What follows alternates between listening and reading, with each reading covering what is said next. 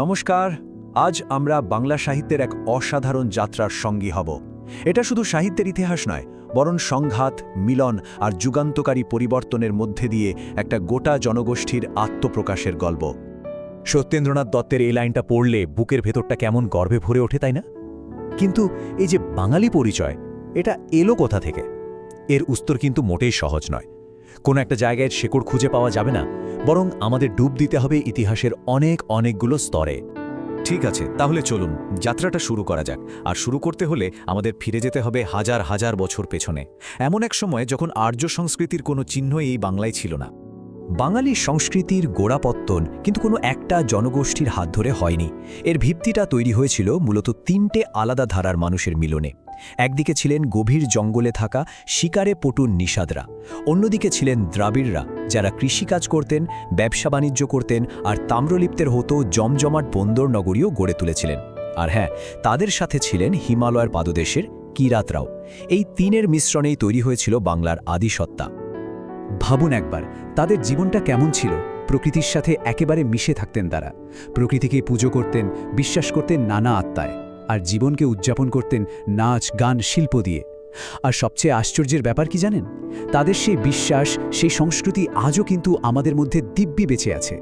আজকের ধর্ম ঠাকুর বা মনসার মতো লোকদেবতাদের পুজো, বা ধরুন ছৌ নাচের মতো শক্তিশালী শিল্পকলা, এই সব কিছুরই উৎস কিন্তু লুকিয়ে আছে সেই আদি জনগোষ্ঠীর জীবনে। এরপরেই বাংলার ইতিহাসে ঘটল প্রথম বড়সড় একটা বিপ্লব। মোটামুটি 400-500 খ্রিস্টপূর্বাব্দ নাগাদ পশ্চিম দিক থেকে ধীরে ধীরে আর্যভাষী মানুষেরা আসতে শুরু করলেন। আর তাদের এই আগমন বাংলার সামাজিক আর সাংস্কৃতিক মানচিত্রটাকে চিরদিনের মতো বদলে দিতে শুরু করল। এটা কিন্তু কোনো হঠাৎ ঘটে যাওয়া আক্রমণ বা বিজয় ছিল না, বরং এটা ছিল একটা খুব ধীর গতির মিশ্রণ প্রক্রিয়া। এর ফলেই বাংলায় এলো নতুন ভাষা, যেমন সংস্কৃত বা প্রাকৃত। এলো নতুন ধর্ম, বৌদ্ধ ধর্ম, জৈন ধর্ম, আর তার উপরে ব্রাহ্মণ্য শাসন।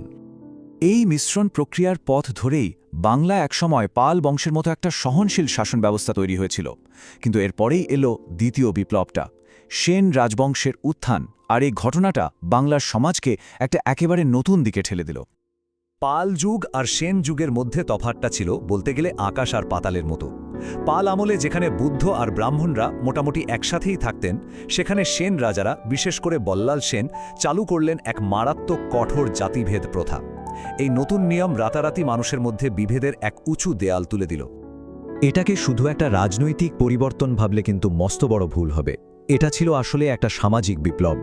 এর ফলেই অস্পৃশ্যতার মতো ভয়ঙ্কর একটা ধারণার জন্ম হলো, আর সমাজের গভীরে এমন এক বৈষম্যের বীজ পুঁতে দেওয়া হলো যা পরের শত শত বছর ধরে বাঙালি সমাজকে কুরে কুরে খেয়েছে। কিন্তু যখনই অত্যাচার বাড়ে, তার বিরুদ্ধে প্রতিরোধও তো গড়ে ওঠে, তাই না? এক্ষেত্রেও ঠিক তাই হলো। তবে এই বিপ্লবটা কোনো তরবারির বিপ্লব ছিল না, এটা ছিল হৃদয়ের বিপ্লব, ভাবের বিপ্লব। আর এই বিপ্লবের কেন্দ্রে যিনি ছিলেন, তিনি হলেন শ্রী চৈতন্যদেব। সেন রাজাদের তৈরি করা সেই কঠিন জাতিভেদের বিরুদ্ধে দাঁড়িয়ে তিনি খুব সহজ কিন্তু অত্যন্ত শক্তিশালী একটা কথা বললেন: জাতি, ধর্ম, বর্ণ কিচ্ছু যায় আসে না, হরিনাম করার অধিকার সবার আছে। এই ভক্তি আন্দোলন ছিল আসলে জটিল সব আচার অনুষ্ঠানের বিরুদ্ধে একটা সরল ভক্তি আর ভালোবাসার জয়গান। এটা সরাসরি ব্রাহ্মণ্যবাদের আধিপত্যকে চ্যালেঞ্জ জানিয়েছিল আর মানুষকে এক করেছিল আবেগের সুতোয়। আর এই আবেগের বিস্ফোরণ থেকে জন্ম নিয়েছিল বৈষ্ণব পদাবলী আর কীর্তনের মতো সাহিত্যের এক স্বর্ণযুগ, যা আজও বাঙালির মনকে একইভাবে নাড়া দেয়। বেশ, এবার আসা যাক একটা অন্য প্রশ্নে।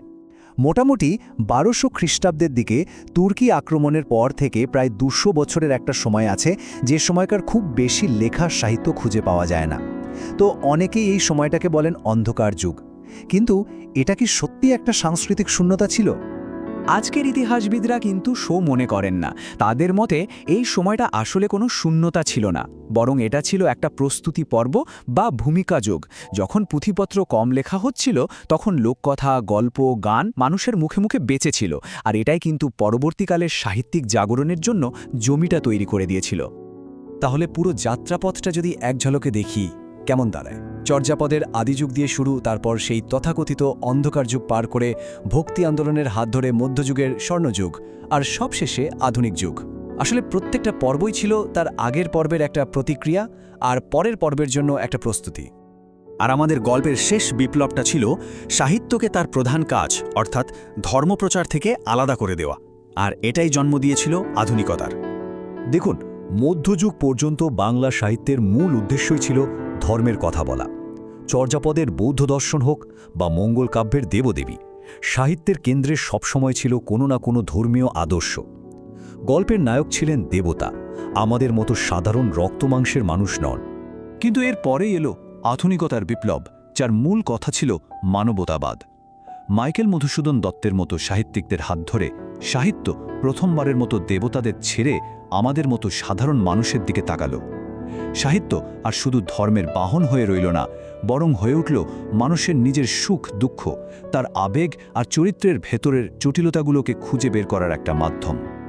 তাহলে সেই প্রাচীন লোকঐতিহ্য থেকে শুরু করে সামাজিক বিপ্লব, আধ্যাত্মিক জাগরণ আর সবশেষে মানবতাবাদ, এই যে এত দীর্ঘ একটা পথ চলা, এর শেষে একটা কথা খুব পরিষ্কার বোঝা যায়: বাংলা সাহিত্যের গল্পটা আসলে বাংলার মানুষেরই গল্প।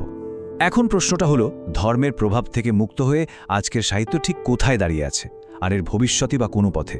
উত্তরটা হয়তো লুকিয়ে আছে আমাদের এই সময়ের মধ্যেই।